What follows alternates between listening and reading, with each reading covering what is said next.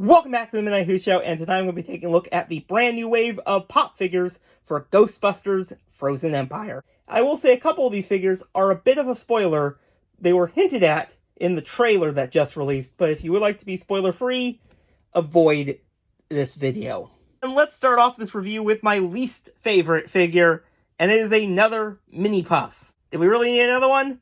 I don't think so. We had a lot of them in the Afterlife wave of figures.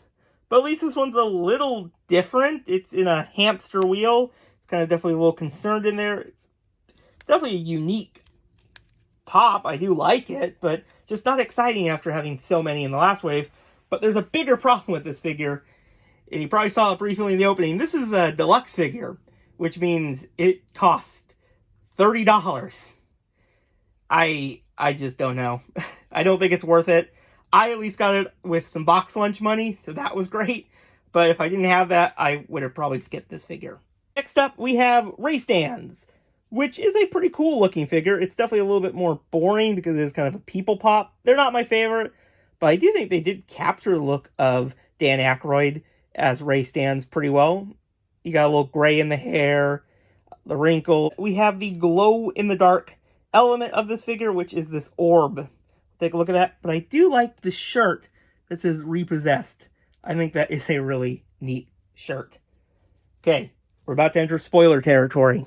Be warned. First, I want to talk about these two figures, which I do not have.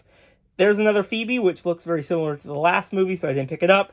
And I have not found Gruberson as a Ghostbuster. And I really want that one, so I can't wait to find that one and pick that one up. First spoiler pop is Pukey. When I first saw this, it just screams to me like a potato. It's a very detailed pop, though. I really like the little stubby little legs it has, and of course the little arms.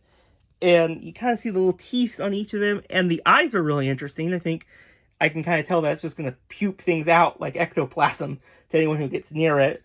And I'm glad that Funko made a ghost for this movie like they did with Afterlife. And I cannot wait to see this one in the movie. And finally, we have Garaka, which I probably said wrong. I have not heard it pronounced yet. And this is a really cool looking figure. This is, of course, the villain who's bringing the possible second Ice Age. And boy, Funko did a great job with this sculpt. The paintwork is phenomenal with this kind of fade effect. The hands, that face is absolutely terrifying.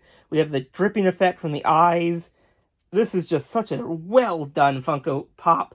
It's definitely one of my favorites from this entire wave, but I do have one little problem with it. It should have been a bit bigger. It definitely stands out among all the other Funko figures I've ever owned.